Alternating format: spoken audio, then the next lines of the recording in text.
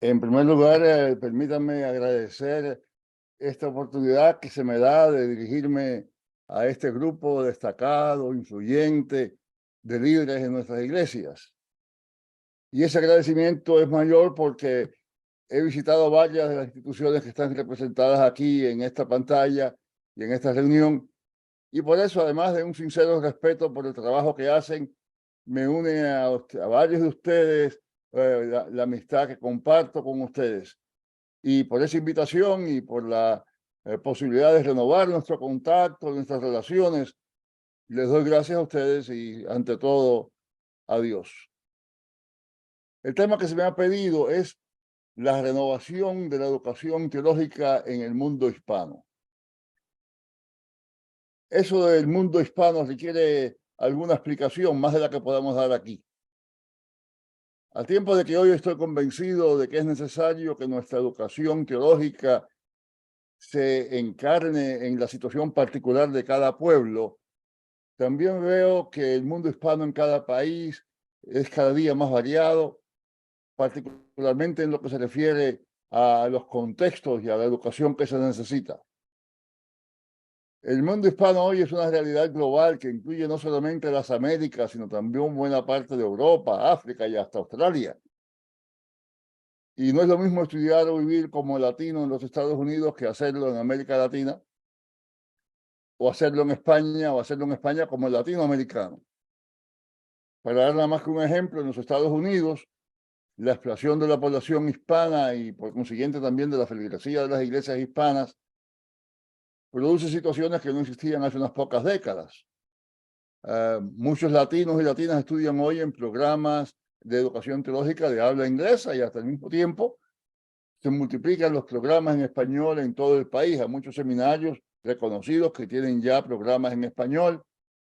Y además, por las conveniencias del Internet y por los problemas con el inglés que algunos tienen, muchos viviendo en América Latina acuden a instituciones, viviendo en los Estados Unidos, acuden a instituciones en América Latina o en España. Y sin entrar en detalle, los mismos cambios, no los mismos cambios, sino cambios del mismo nivel, están teniendo lugar en América Latina y en España, y también son notabilísimos.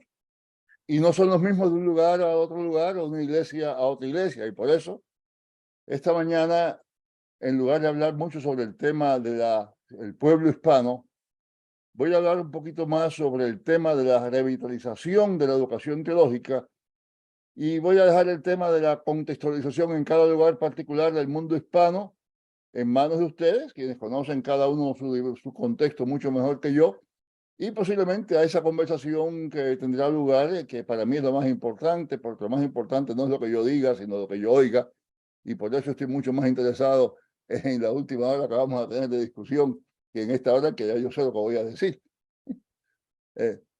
Ahora, no creo que sea necesario argumentar mucho acerca de la necesidad de la renovación, revitalización. Varias de las instituciones que tradicionalmente hemos consagrado a la educación teológica están en crisis. Algunas que por largos años consideramos las más fuertes, las más distinguidas, tanto en los Estados Unidos como en América Latina y otras partes del mundo, han cerrado sus puertas. Muchos han tenido que ajustar sus currículos, sus horarios, muchas otras cosas a los cambios demográficos que están teniendo lugar. Hemos tenido que ajustarnos a una nueva población estudiantil que tiene que trabajar para sostener a sus familias. En muchos casos, fondos que venían del extranjero ya no vienen, los costos administrativos aumentan, las nuevas comunicaciones electrónicas nos presentan grandes oportunidades, pero también al mismo tiempo unos retos enormes.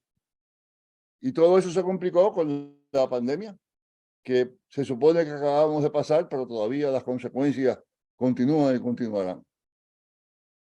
Y como si todo eso fuera poco, también todos ustedes saben que hay grandes porciones de la membresía en nuestra iglesia que piensan que la educación, las instituciones de educación teológica no merecen el apoyo que necesitan. La frase es bien vieja y conocida: no vayas al seminario que te van a quitar la fe. Y eso no es más que la superficie y una lista muy parcial de los muchísimos retos a que nos enfrentamos.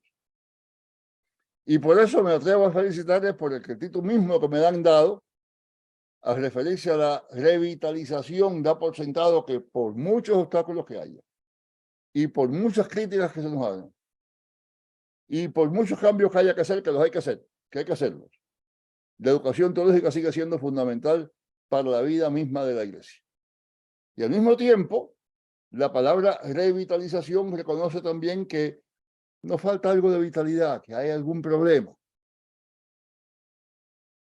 Pero al mismo tiempo, y ahora para complicar la cuestión, me atrevo a sugerir que no basta con entender esa renovación de la educación teológica únicamente, ni siquiera primeramente en términos de la renovación de las instituciones que tradicionalmente se han dedicado a esa educación, es decir, las instituciones que aquí están representadas en esta pantalla. En una palabra, lo que quiero señalar es que la verdadera revitalización profunda de la Iglesia, de la educación teológica, no está solamente en manos de nuestras instituciones educativas ni de sus currículos, sino que tiene que ir más profundo a la idea misma de qué es la educación teológica y cuál es su propósito. Y por tanto, de quién es responsabilidad. Necesito subrayar ese punto. Si no se acuerdan de más nada, acuérdense de esto. Tenemos que repensar lo que queremos decir por educación teológica. Y entonces, solamente entonces, tratar acerca de lo que eso implica en lo que se refiere a las instituciones que aquí estamos representando. Déjenme decirlo tajantemente. Alguien habló de los historiadores. Bueno, hermanos, mis hermanas, desde el punto de vista de la historia, los seminarios son una invención relativamente nueva. Por largos años la iglesia subsistió y hasta floreció sin seminarios. Ahora, al afirmar eso no quiero decir, no me malentiendan, no quiero decir que los seminarios no sean buenos, que no sean útiles y hasta que sean necesarios. Lo que quiero decir es más bien que en lugar de empezar por los seminarios y pensar que lo que necesitamos es cambiar dentro de ellos, lo cual es importante también, debemos pensar en términos de la iglesia y lo que representa la educación teológica dentro de ella, y de ahí pasar entonces a pensar acerca de lo que todo eso significa para el papel de los programas, de los seminarios y de esas otras instituciones que tradicionalmente llamamos instituciones de educación teológica. Ahora bien, para que no me tachen los historiadores que están presentes, cuando hablo, digo que los seminarios son una invención relativamente nueva, no quiero decir que no haya habido desde tiempos antiguos instituciones o programas dedicados a los estudios teológicos. Ya en el siglo II, allá en la ciudad de Roma, Justino Mártir fundó una escuela en la que él enseñaba lo que llamaba la verdadera filosofía, que para él era la fe cristiana. No sabemos mucho de esa escuela, pero en eso poco que sabemos, no se habla nada de que haya sido un lugar o un centro para preparar pastores. Era más bien un lugar en que se enseñaba la fe cristiana como la verdadera filosofía por encima de todas las filosofías que pululaban entonces. Poco más tarde surgió otra escuela parecida en Alejandría, y esa escuela llegó a ser tal renombre que vino a ser uno de los principales atractivos para alguna gente que visitaba la ciudad, entre ellos la madre del emperador, que sin siquiera ser cristiana ni al parecer tener ningún interés en la fe cristiana, fue allí a escuchar lo que tenía que decir el sabio cristiano Orígenes. En aquella escuela estudiaron algunos de los más distinguidos líderes de la iglesia. Pero el propósito de la escuela misma no era preparar pastores o líderes, sino sencillamente explorar la fe cristiana con mayor profundidad. Lo que es más, la famosa escuela de Orígenes parece que surgió de la antigua escuela catequética que antes dirigió Clemente de Alejandría, y el propósito de esa escuela no era preparar líderes, sino más bien preparar conversos para recibir el bautismo, preparar paganos para recibir el bautismo. Poco después surgió en Antioquía otra escuela. Su principal maestro era Luciano de Antioquía, y fue en esa escuela que se prepararon algunos de los principales líderes del arrianismo, y lo menciono, pues subraya ese hecho, subraya el impacto tanto positivo como negativo que una escuela buena o una escuela mala pueden tener. Pero en aquella escuela tampoco se fundó ni se dedicó a preparar líderes, sino que era más bien un lugar donde acudían quienes buscaban entender mejor algo acerca de la fe. Eso quiere decir entonces que en cuanto a los pastores y los líderes de las congregaciones en la iglesia antigua y por bastante tiempo después, lo más común era que cada iglesia eligiera entre sus miembros o entre los miembros de alguna iglesia cercana a alguien que debería dirigirles como su pastor o lo que entonces llamaban su obispo. El electo entonces preparaba una exposición de su fe, la compartía con pastores cercanos y si ellos consentían en lo que estaba diciendo, enviaban una delegación para que participara en la ordenación del nuevo pastor o obispo, con lo cual daban testimonio de que la fe de ese obispo o pastor coincidía con la del resto de la iglesia. Más tarde, según fue aumentando la jurisdicción y la autoridad de los obispos, porque las iglesias salieron del centro de la ciudad y empezaba a haber iglesias en poblaciones más pequeñas, pues entonces la autoridad del obispo cubría una región circundante y entonces eran los obispos quienes se ocupaban de la selección y la preparación de quienes dirigirían la vida de la iglesia bajo su jurisdicción. El método de que se preparaban variaba. Hay en algunas cartas de Cipriano, si tuviéramos tiempo, podía leer algunas de esas cartas en el siglo III, donde tenemos noticias, algunos elementos de cómo se preparaban las personas, los pasos que daban, para a la postre llegar a cumplir cargos importantes en la iglesia. Ya al menos a partir del siglo IV, era común que quienes aspiraban a posiciones de liderazgo en la iglesia, quienes se sentían llamados al ministerio ordenado, se preparaban para eso conviviendo con el obispo. Normalmente llevaban con él una vida monástica o semimonástica, viviendo con el obispo y compartiendo con él. Algo más tarde se establecieron escuelas catedralicias, es decir, escuelas en las catedrales, en las principales ciudades.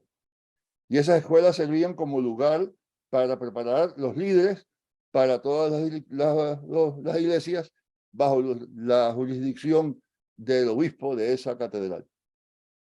Pero en muchos casos, la mayoría de los casos, se llamaba como pastores a personas que no tenían, como pastores a personas que no tenían preparación alguna, que no tenían ningún estudio. No era extraño encontrar un cura que apenas si podía decir la misa, quizás se sabía de memoria el decálogo, el Padre Nuestro y el credo, y buscaba la manera de explicar eso, y esa era su educación.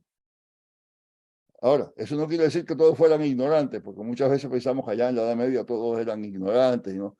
No, los grandes conventos y monasterios de la Edad Media se dedicaron a formar las mentes y los hábitos, el modo de vivir de quienes convivían en esos conventos. Y así se albergaron intelectuales grandísimos, a Anselmo de Canterbury, Bernardo de Claraval, Hildegarda de Bingen, y muchos otros. Y entre esa gente, algunos salieron a servir a la iglesia como pastores y como líderes, pero no habían ido al monasterio, ni estaban en el monasterio con el propósito de prepararse para el pastorado, sino más bien buscando prepararse para el cielo, buscando ser mejores cristianos.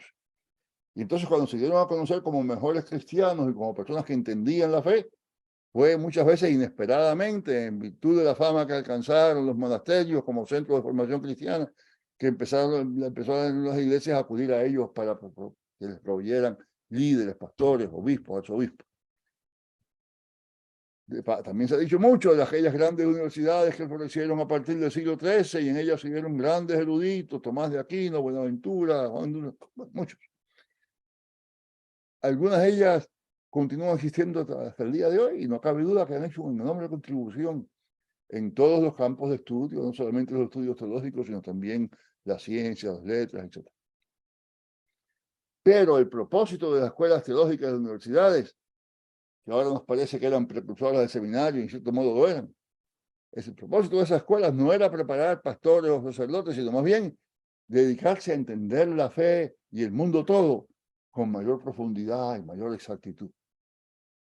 Y si bien algunos entre los grandes profesores universitarios también practicaban alguna forma de pastorado, muchos más eran los pastores, los estudiantes, que costaban sus labores universitarias mediante los llamados beneficios de las prebendas, es decir, cargos pastorales que se les asignaban con los cuales ellos no se relacionaban para nada, y con los ingresos que recibían de ahí, sin jamás ocuparse de cumplir las funciones de esos cargos, era que se dedicaban a estudiar. En otras palabras, recibían todos los beneficios económicos de un pastor, pero no ejercían funciones pastorales. Y déjeme decirle que eso era tan común, que hasta el famoso reformador Juan Calvino costeó buena parte de sus estudios valiéndose de ese sistema corrupto. Aunque claro, cuando abrazó la reforma, renunció a los beneficios, las prebendas de que gozaba. No fue sino en el año 1556, es decir, ya bien avanzada la reforma, 1556, que por primera vez se habló de fundar seminarios para la preparación de pastores y líderes de la iglesia. La palabra parece haberla acuñado un cardenal Reginald Pole, que acababa de ser sido nombrado obispo de Canterbury y por tanto jefe de la iglesia de Inglaterra. Pole era católico, fue el último arzobispo de Canterbury católico, pero viendo que el protestantismo se iba abriendo paso en Inglaterra y que había que detenerlo desde el punto de vista de él, pues sugirió que se crearan seminarios donde se formarían los jóvenes que a la postre serían los sacerdotes católicos del país. Déjeme decirle que en aquel tiempo la palabra seminario quería decir lo que hoy entendemos por semillero. En un huerto, un semillero es un lugar particularmente cuidado en que se siembran las plantas que han de crecer, resguardadas de toda amenaza exterior. Allí crecen protegidas de todo peligro exterior hasta que estén robustas y puedan resistir cualquier amenaza del medio ambiente. Y entonces son trasplantadas al lugar en que se supone que van a seguir creciendo y producir frutos.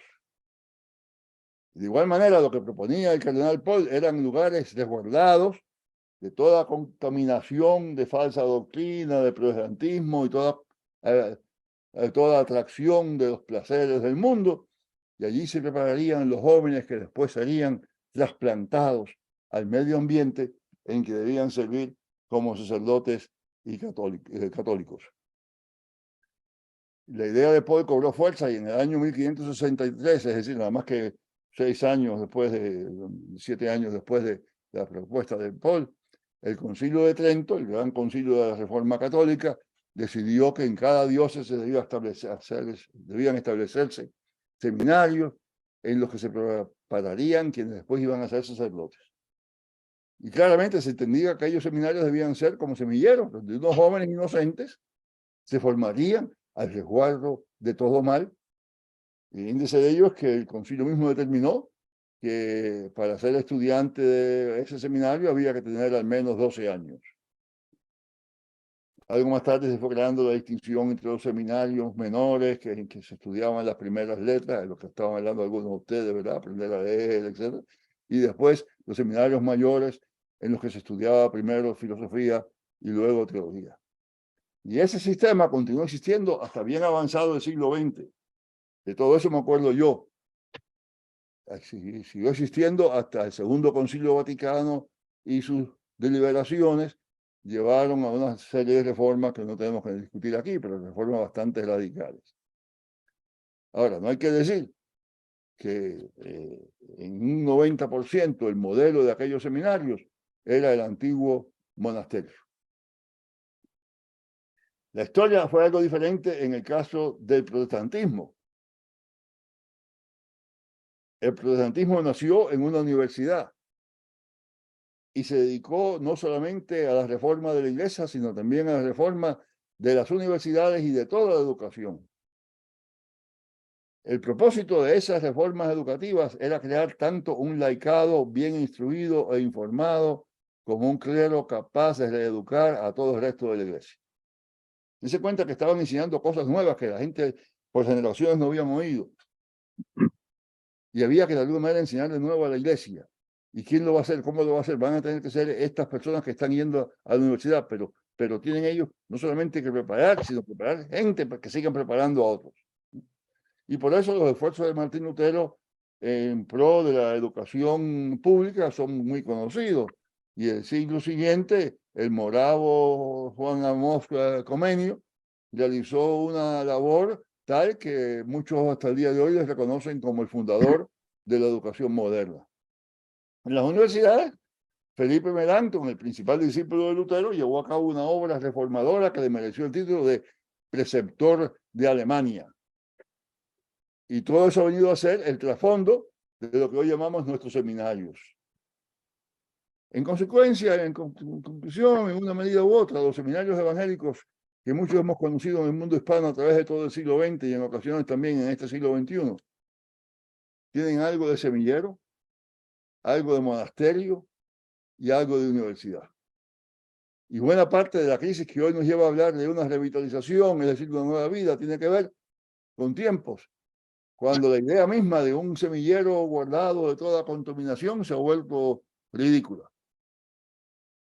Cuando las instituciones ya no pueden manejarse como monasterios y cuando el volverse escuelas universitarias parece dejar fuera aspectos fundamentales de lo que es ser pastor y lo que es ser formadora de discípulos. Pero como decía anteriormente, lo que necesita es revitalización. No son primeramente nuestras instituciones teológicas.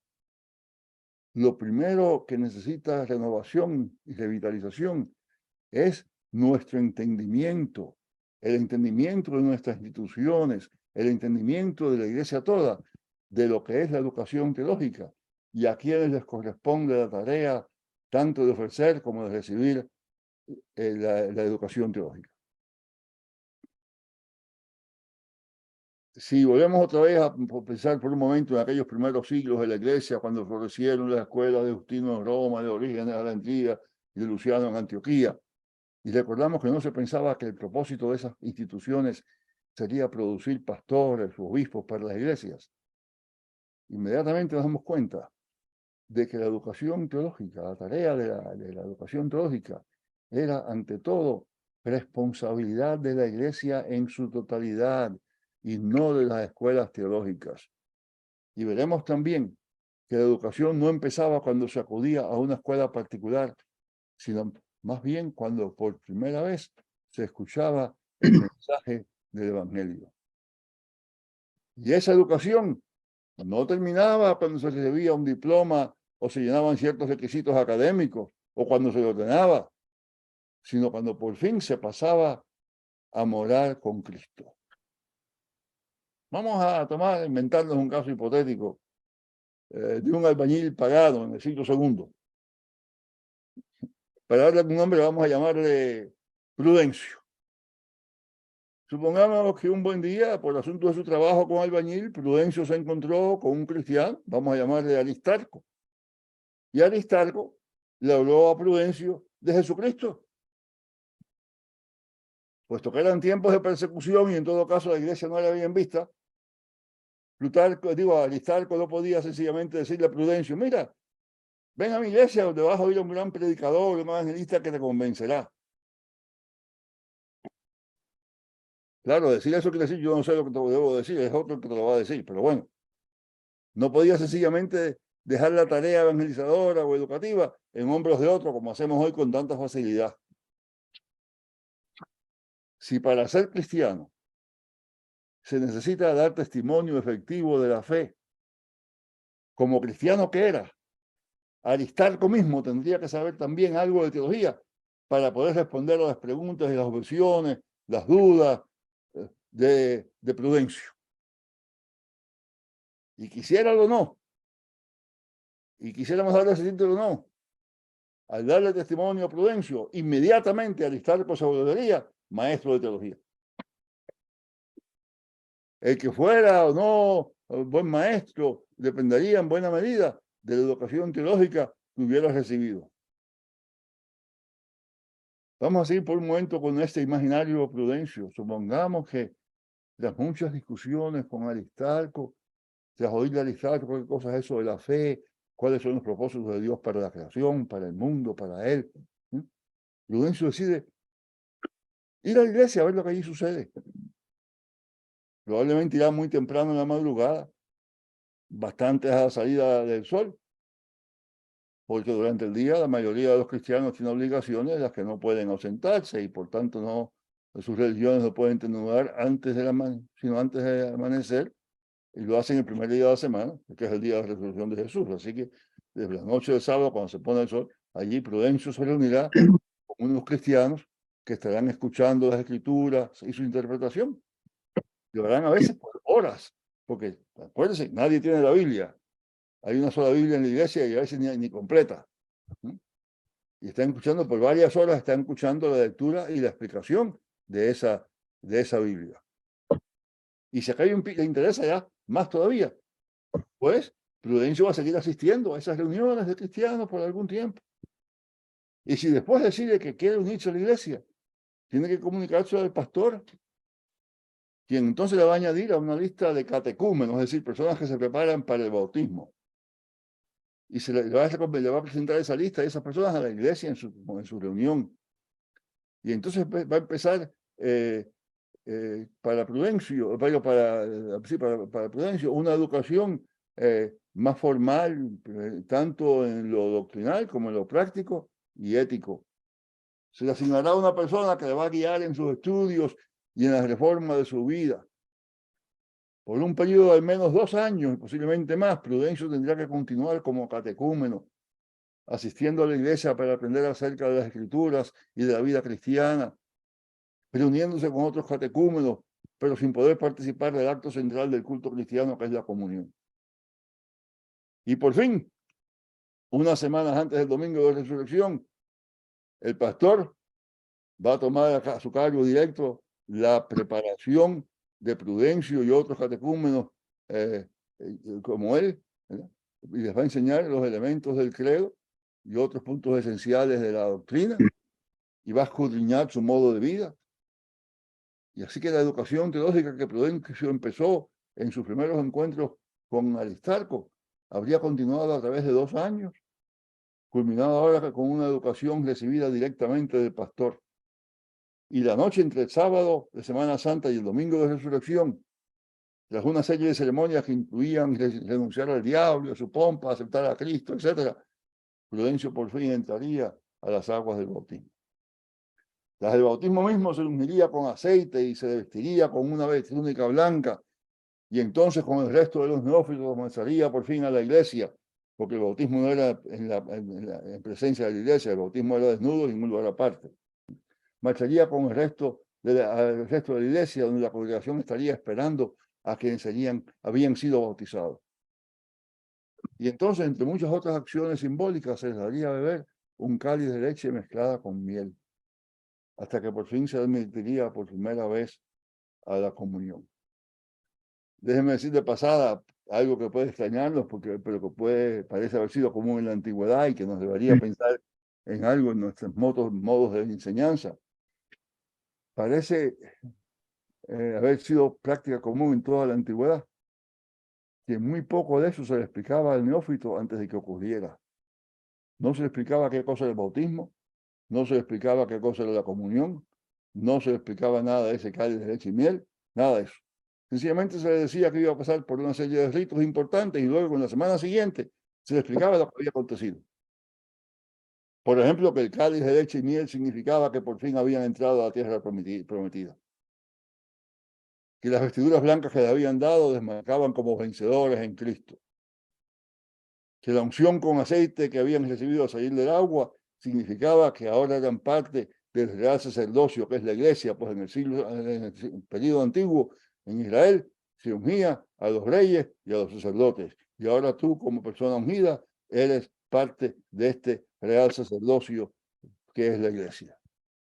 Podríamos seguir todo eso con muchos más detalles, pero lo importante es que la educación teológica que Prudencio empezó a recibir de labios de Aristarco continuó no solamente en las enseñanzas de Aristarco, sino también en las lecturas bíblicas y explicaciones en las reuniones de la iglesia. Y entonces, cuando se hizo el catecúmeno, siguió recibiendo instrucción y dirección, primero con su padrino y con otros catecúmenos, luego con su pastor, y siempre después en el culto mismo. Por eso, insisto, tenemos que reconocer que la educación teológica no es tarea que se limite a los seminarios o escuelas de teología, sino que comienza más bien en el primer momento en que se escucha el nombre de Jesucristo y continúa hasta el último suspiro. O si quieren un poquito más,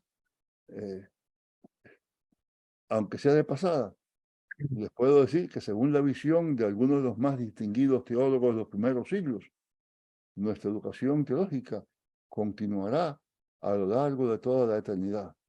Pues cada día en esa eternidad seguiremos aprendiendo más de quién es este maravilloso Dios nuestro. Nos acercaremos más a Dios, seremos más como Dios, sin jamás llegar a ser Dios mismo. Ahora, trayendo todo eso hasta nuestros días, cerré el paréntesis, vamos ahora a ver a nuestros días y podemos decir que el testimonio cristiano mismo tiene en sí algo de educación teológica.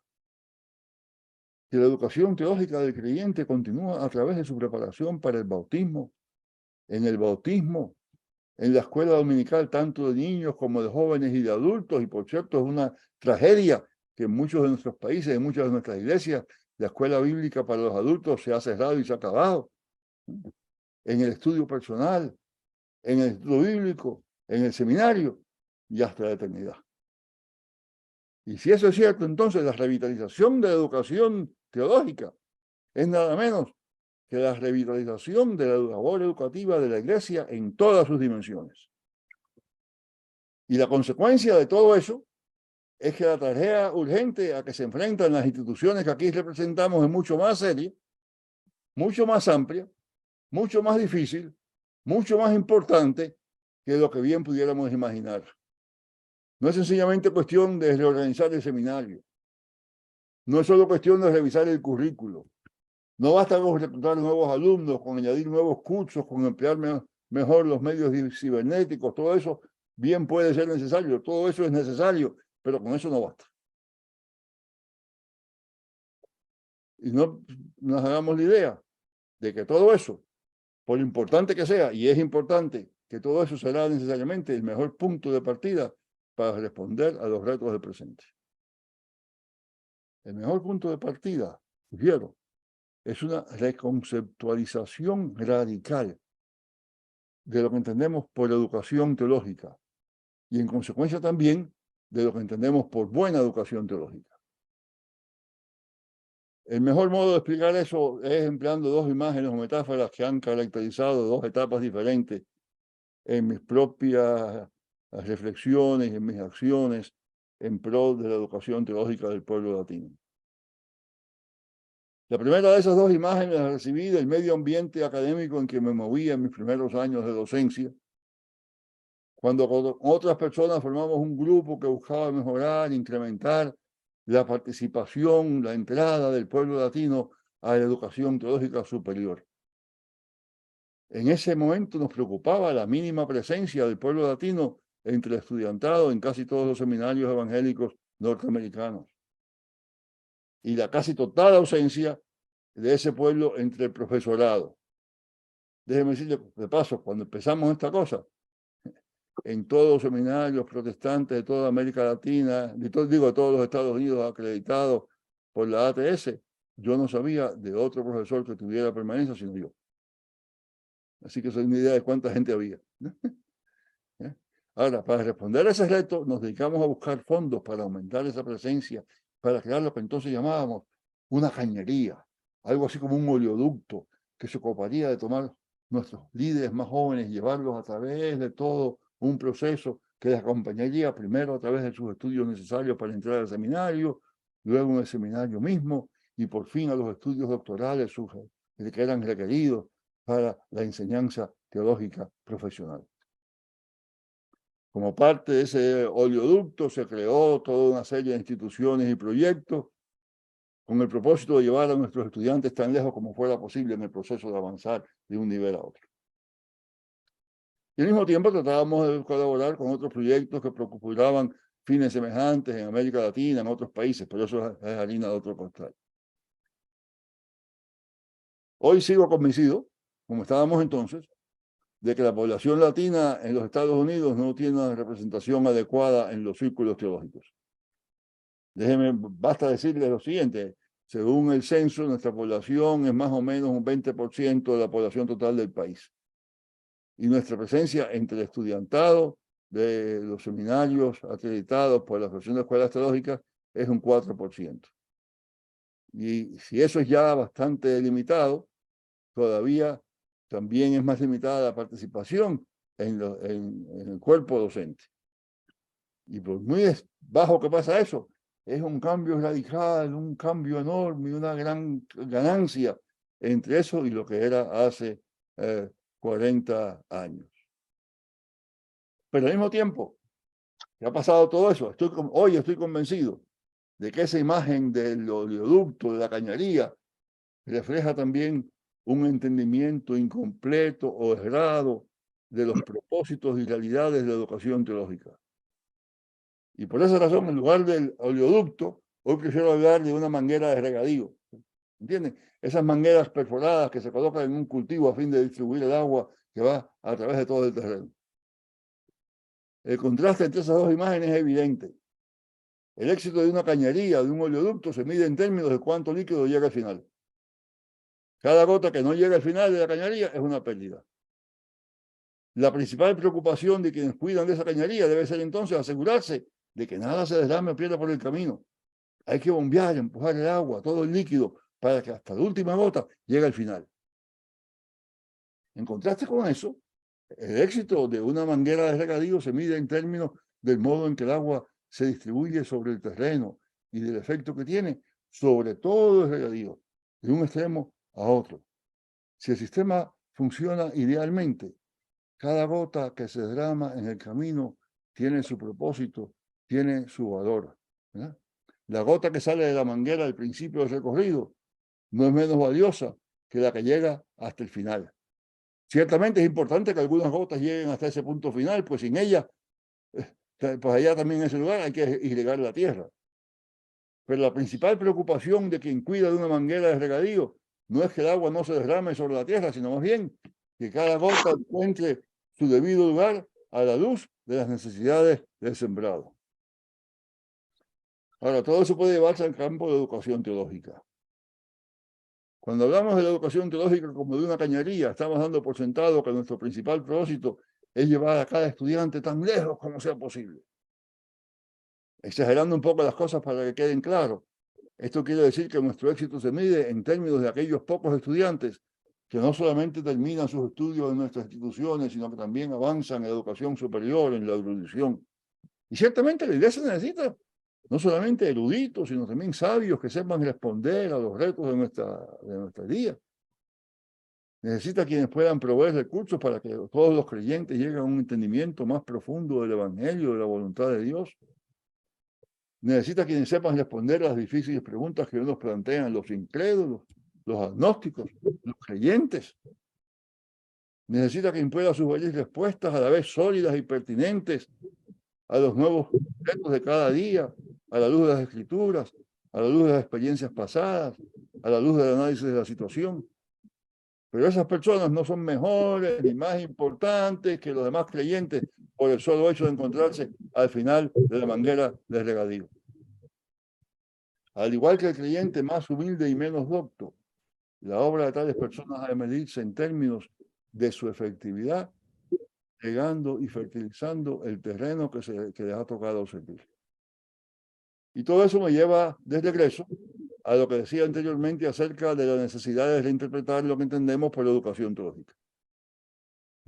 Si la educación teológica es solamente lo que hacemos en nuestros seminarios, en nuestras escuelas de teología, esa misma visión aumenta el riesgo de la tendencia a pensar de esa empresa como una cañería o como un oleoducto. En casos extremos, esto nos lleva también a la otra tendencia de prestarle mayor atención a aquellos alumnos dotados de mayor inteligencia o de más recursos educativos, y hasta llegamos a decir que son nuestros mejores alumnos. Con lo cual estamos diciendo que nuestro éxito se mide como el éxito de un oleoducto y no se mide como el éxito de un sistema de regadío. Y lo peor de todo, llegamos a pensar que somos solamente nosotros y nuestras instituciones quienes ofrecemos educación teológica, con lo cual, sin darnos cuenta, tendemos a minimizar la importancia de la educación teológica que se dirige a todos los creyentes, lo que ustedes estaban hablando antes del discipulado. Si en lugar de entender la educación teológica como una cañería o oleoducto, lo vemos como un sistema de regadío, entenderemos que esa educación empieza, como ya he dicho, en los primeros encuentros del creyente con el Evangelio. entenderemos también que es necesario promover la mayor continuidad posible entre todas las etapas de educación teológica y que cada una de esas etapas necesita igual atención e igual respeto. Y entenderemos que nuestro propio éxito no debe de medirse principalmente en términos del nivel de estudios que alcanzan nuestros supuestamente mejores estudiantes, sino en términos de nuestro lugar en todo un sistema de regadío que fertiliza el campo todo y que ayuda a cada gota a encontrar su lugar preciso dentro del sembrado, dentro del plan de Dios y a servir en ese lugar con tanta sabiduría y tanta efectividad como sea posible. En resumen, la revitalización de la educación teológica no es solamente la revitalización de las instituciones de educación teológica, sino también la revitalización de todo el sistema educativo de la Iglesia, desde los primeros pasos de un catecúmeno que se prepara para el bautismo hasta los más excelsos niveles de la erudición, de la creatividad. Y eso significa también que nuestras instituciones de educación teológica, por mucho que lo intenten, no pueden revitalizarse por sí mismas. No puede con que nos hagamos preguntas, no basta con que nos hagamos preguntas acerca de nuestro currículo. Es necesario también que pensemos acerca del lugar que ocupa ese currículo dentro de todo el sistema de regadío. Es necesario que el resto de la Iglesia nos ayude a enseñar un currículo que no solamente capacite a nuestros estudiantes para predicar, aconsejar, administrar y todo lo demás, sino que también les capacite para enseñar, para ser maestros, maestras de teología. Con eso no quiero decir sencillamente que haya más y mejores cursos de educación cristiana en el currículo de nuestras instituciones. Eso puede ser verdad, puede ser necesario, yo no sé. Pero no quiero decir eso. Eso sería sencillamente decir otra vez, bueno, es cuestión de que nosotros resolverlo. No. Quiero decir más bien que todo curso debe ir dirigido a capacitar al estudiante para volverse maestro. Déjeme decirlo de otra manera. Nada se ha entendido debidamente si no se puede explicar. Segunda cosa, nada merece aprenderse si no merece enseñarse. Eso quiere decir, bueno, por experiencia propia, yo confieso que aunque tuve excelentísimos maestros que me enseñaron mucho, fue mucho más de lo que me di cuando a mí mismo me tocó enseñarlo y explicarlo. Y después de enseñarlo y explicarlo en clases de seminario, escuelas doctorales, yo qué sé qué, también aprendí mucho, mucho más enseñándose a la gente pobre del barrio. Y convencido ahora de esa realidad, insisto en que mis estudiantes no solamente entiendan lo que yo les digo, sino también y sobre todo que sean capaces de explicarlo, y explicármelo no a mí, sino explicárselo a la Iglesia. Y eso me ha llevado a un cambio radical en el modo en que evalúo el trabajo de mis estudiantes. Si estamos estudiando, por ejemplo, el concilio de Nicea o la controversia pelagiana o lo que sea, a mí lo que me importa no es que mis estudiantes sepan responder a mis preguntas, sino que sepan responder a las preguntas de quienes están al cuidado de ellos. Para saber si de veras entienden las controversias pelagianas, mi mejor instrumento no es un examen, sino más bien ver cómo ellos mismos explican esas controversias y cómo la gente las entiende. Naturalmente, ese método de evaluación conlleva riesgo. El principal de ellos es que se vea también no solamente lo poco que yo mismo entiendo, lo que supuestamente estoy explicando. Que se me vea mi propia ignorancia, ¿no? Pero en realidad eso no debería preocuparnos. Pues un elemento importantísimo de la buena educación teológica es que aprendamos todos a reconocer nuestra ignorancia ante el gran misterio de los misterios. La buena educación teológica no deberá pretender jamás darnos respuesta a todas las preguntas, sino ante todo ayudarnos a ver y a reconocer la diferencia entre las preguntas que tienen y necesitan respuesta y aquellas otras ante las cuales debemos confesar sencillamente nuestra ignorancia. Bien podemos recordar la conclusión a la que llegó aquel sabio no cristiano de la antigüedad: yo solo sé que no sé nada. Pero al mismo tiempo, tenemos que saber lo que sí sabemos, aprender a afirmarlo rotundamente y a enseñarlo sabiamente. Por eso quizás en lugar de decir como Sócrates, yo solo sé que no sé nada, deberíamos decir, yo sé, afirmo y obedezco lo que sé. Confieso y respeto y admiro lo que no sé ni puedo saber. Y por la gracia de Dios, busco aprender a distinguir entre una cosa y la otra. En todo eso no estoy diciendo nada radicalmente nuevo. En la iglesia antigua, cuando los catecúmenos que llevaban años preparándose para el bautismo estaban más listos para recibirlo, el pastor o el obispo les hacía partícipes de lo que se llamaba la traditio hereditio symbol, la entrega y la evolución del credo. Primero se les enseñaba y explicaba el credo, pero luego se les pedía que devolvieran lo que habían recibido, es decir, que explicaran lo que se les había explicado a ellos. Ciertamente los candidatos al bautismo debían conocer y entender el credo que tendrían que afirmar en el bautismo, pero la prueba de que lo conocían y entendían debidamente estaba en que supieran ellos dar cuenta de él. Cada cual según sus habilidades y sus condiciones, pero dar cuenta de él. Déjenme decirle que uno de los mejores pastores que tuve jamás y conocí jamás, que ya murió, tenía la costumbre de salir cada lunes a visitar a los feligreses para darles ocasión de responder lo que habían escuchado la noche anterior, en la predicación.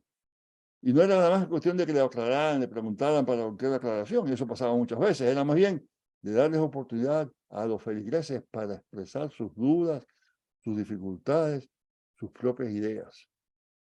Y puesto que tuve la dicha como jovenzuelo de acompañarle en muchas visitas, repetidamente escuché de él cosas como, ¿sabe? Tienes razón, yo no había pensado en eso. O, lo que dice es verdad, pero, ten cuidado, no olvides que, o sencillamente, no sé, déjame pensarlo. O, en realidad, estoy convencido de que eso es un misterio inescrutable que nuestras mentes no son capaces de entender. En cierto modo, aquel pastor estaba haciendo era algo parecido a la antigua entrega y la devolución del credo, excepto que ahora se trataba de la entrega y devolución del sermón. Y lo más importante, para mí lo más notable, cuántas veces saliendo de una de esas visitas, escuché a aquel pastor ducho, sabio, excepcional, decir, ¿sabes? Acabo de aprender algo importante que no había pensado antes. En contraste, siendo ya casi adulto, tuve también un maestro de escuela dominical que era ya famoso, era elocuente, aparentemente sabía mucho. Yo les reconozco que al parecer lo único que aquel maestro no sabía era el límite de lo misterioso, de lo inefable. Para él todo tenía respuesta. Nadie tenía mucho que enseñarle. En consecuencia, con el correr de los años tuve que ir desaprendiendo mucho de lo que él me enseñó. Y no creo que sea malo decir que también he conocido bastantes pastores con actitudes semejantes. Pero por último, permítase una aclaración importante, sobre todo acabamos de entender por la palabra educación, cuando hablamos de educación teológica. Nunca olvido una tarja que había a la entrada de una escuela que acudí de niño. Aquella tarja tenía grabadas las palabras de un célebre educador de mi patria, José de la Luz y Caballero. Y las palabras aquellas saltaron de aquella tarja, se quedaron grabadas en mi mente. Y él decía, instruir puede cualquiera. Educar, solo quien sea un evangelio vivo. Instruir es compartir ideas. Si sé, por ejemplo, que un ángulo recto tiene 90 grados, o que la suma de los cuadrados de los catetos es igual al cuadrado de la hipotenusa, y se lo digo y lo explico a otra persona, la estoy instruyendo, le estoy haciendo saber algo que yo sé. Si le digo a un estudiante de teología que es muy probable que el Apocalipsis haya sido escrito alrededor del año 95 y le doy todas las razones que los eruditos aducen para darle esa fecha, le estoy instruyendo. Si le digo a cuántos conozco y a cuántos estudiantes míos tengo, les digo cuántos son y cuáles son los frutos del Espíritu Santo, le estoy instruyendo. Repito, la instrucción consiste en compartir ideas, Ese compartir ideas e información es de gran valor, de importancia. Quien no sabe que un dólar tiene 100 centavos, no podrá hacer las transacciones más sencillas. Quien no sabe el contexto dentro del cual se escribió el Apocalipsis o las condiciones de la iglesia a fines del siglo I, no podrá tampoco interpretar ese libro correctamente. Luego, la buena educación teológica necesariamente incluirá una buena diócesis de instrucción. Y para esa instrucción, el modelo que bien hemos heredado es el de la universidad en la Edad Media.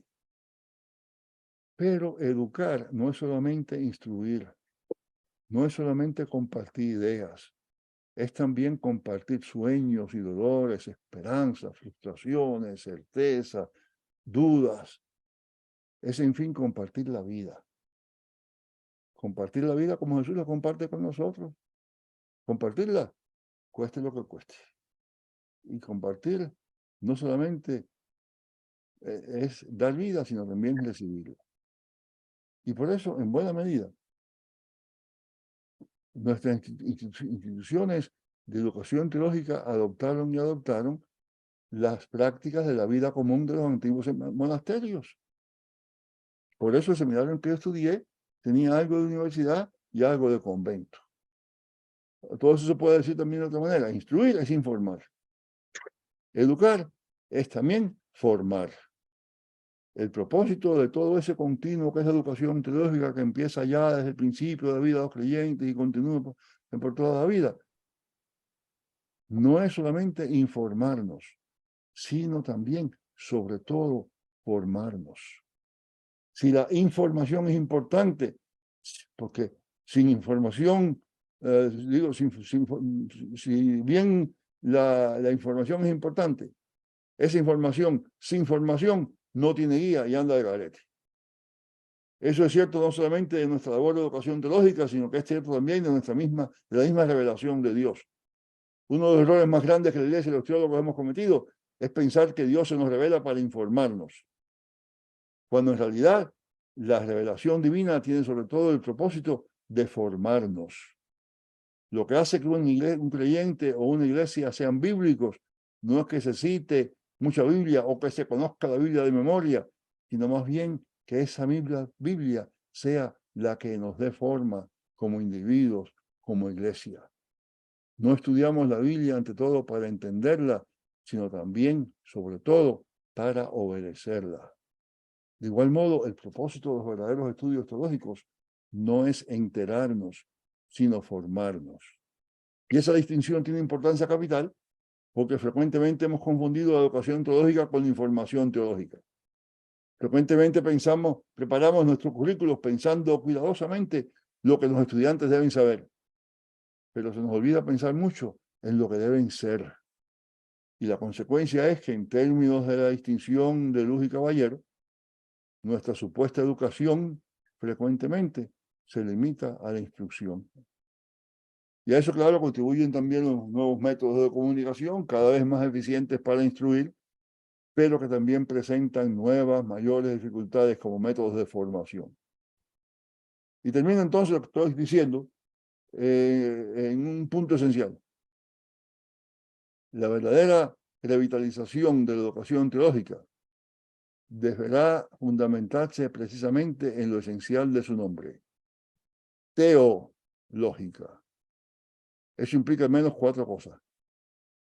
Primera, la mejor educación teológica es la que se fundamenta en que el modo en que Dios se relaciona con su creación y con su pueblo.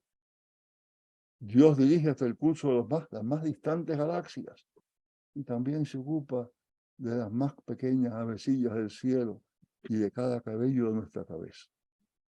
De igual manera, en imitación de ese Dios, la educación teológica ha de ser un continuo que le dé igual importancia al creyente que apenas se atreve a dar los primeros pasos en la fe, como a quien parece elevarse a las eminencias del pensamiento teológico.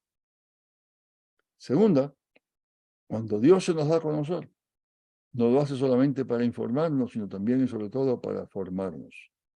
Lo mismo debe ser el propósito de la buena educación teológica.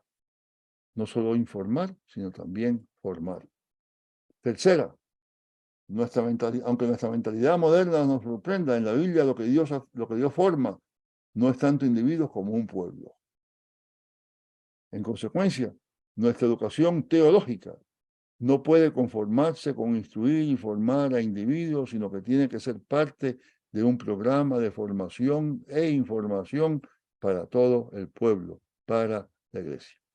Y cuarta, cuando Dios llega al máximo nivel de su revelación, no lo hace hablándonos desde lejos o desde las nubes, sino encarnándose y viniendo a ser uno de nosotros. Y siguiendo ese ejemplo, una educación que sea verdaderamente teológica tiene que ser un acompañamiento, un compartir, un darse como Cristo se dio por nosotros. En resumen, como bien dijo José de la Luz y Caballero, instruir puede cualquiera. Educar, solo quien sea un evangelio vivo.